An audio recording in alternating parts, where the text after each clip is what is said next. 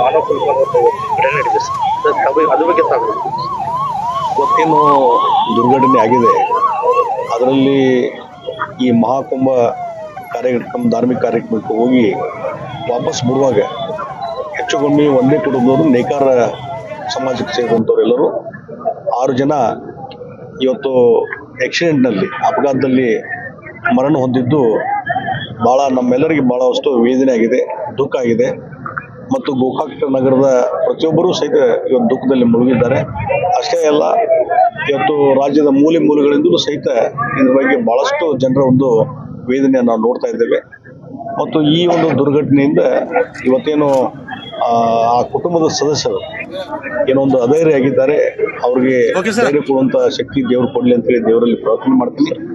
ಮತ್ತು ಇದ್ರ ಜೊತೆಗೆ ಅವರ ಆತ್ಮಕ್ಕೆ ಶಾಂತಿಯನ್ನು ನಾನು ಕೋರ್ತಾ ಇದ್ದೇನೆ.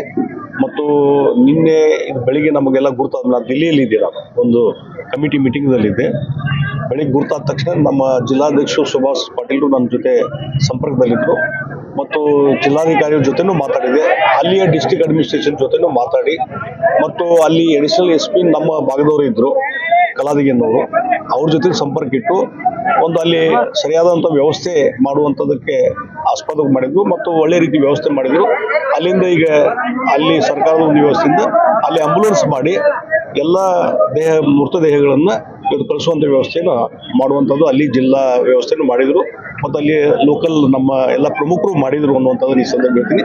ಹೀಗಾಗಿ ಮತ್ತು ಇನ್ನೊಂದು ಪೇಷಂಟು ಸೀರಿಯಸ್ ಇತ್ತು, ಅದು ಡೆತ್ ಆಗಿದೆ ಅನ್ನುವಂಥದ್ದು ಇವತ್ತು ಬೆಳಿಗ್ಗೆ ನಮಗೆ ಸುದ್ದಿ ಬಂತು. ಮತ್ತೆ ಆ ಮೃತದೇಹವನ್ನು ಸಹಿತ ಆದಷ್ಟು ಬೇಗನೆ ಕಳಿಸುವಂಥ ವ್ಯವಸ್ಥೆ ಆಗಬೇಕು ಅನ್ನುವಂಥದ್ದನ್ನು ಹೇಳಿದ ಮೇಲೆ ಅದು ಒಂದು ವ್ಯವಸ್ಥೆ ಆಗಿದೆ, ಅದು ಆಗ್ತಾ ಇದೆ. ಹೀಗಾಗಿ ಇವತ್ತೇನು ಒಂದು ದುಃಖದ ಮಡಲಿನಲ್ಲಿ ಎಲ್ಲರೂ ಇದ್ದೇವೆ.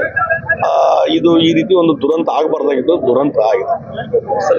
ಏನು ಮರಣ ಹೊಂದಿರೋರು ಕುಟುಂಬಸ್ಥರು ಅವ್ರ ಮೇಲೆ ನಾವು ಅವಲಂಬನೆ ಆಗಿತ್ತು. ಹೌದೌದು, ಅದಕ್ಕೆ ನಮ್ಮ ಕಡೆಯಿಂದ ಏನಾದ್ರು ಅದಕ್ಕೆ ಈಗ ರಾಜ್ಯ ಸರ್ಕಾರದಿಂದ ಈ ಬೀದರ್ದಲ್ಲಿ ಕೆಲವೊಂದು ಆ ರೀತಿ ಪ್ರಯಾಗ್ರಾಜ್ಗೆ ಹೋಗಿ ಬರುವಂಥ ಪ್ರಯಾಣಿಕರು ಅವ್ರ ಭಕ್ತರು ಮೃತ ಹೊಂದಿದಂಥ ಸಂದರ್ಭದಲ್ಲಿ ಅವರಿಗೆ ಪರಿಹಾರಧನ ಘೋಷಣೆ ಮಾಡುವಂಥದ್ದು ಅಲ್ಲಿಯ ಸಚಿವರು ಮಾಡಿದ್ದಾರೆ ರಾಜ್ಯ ಸರ್ಕಾರದಿಂದ. ಅದಕ್ಕಾಗಿ ರಾಜ್ಯ ಸರ್ಕಾರಕ್ಕೂ ನಾನು ವಿನಂತಿ ಮಾಡ್ತೇನೆ, ಈ ಎಲ್ಲ ಕುಟುಂಬದವರಿಗೆ ಈ ಒಂದು ಪರಿಹಾರಧನ ಕೊಡುವಂಥದ್ದು ವ್ಯವಸ್ಥೆ ಆಗಬೇಕು. ಮತ್ತು ಅದೇ ರೀತಿ ಉತ್ತರ ಪ್ರದೇಶದ ಯೋಗಿ ಆದಿತ್ಯನಾಥ್ ಅವರಿಗೂ ನಾನು ಕನ್ವಿನ್ಸ್ ಮಾಡ್ತೀನಿ, ಅವರು ಅಲ್ಲಿಂದಲೂ ಸಹಿತ ಒಂದು ಪರಿಹಾರಧನ ಕೊಡುವಂಥ ವ್ಯವಸ್ಥೆ ಆಗಬೇಕನ್ನುವಂಥದ್ದು ನಮ್ಮ ಕಳಕಳಿ.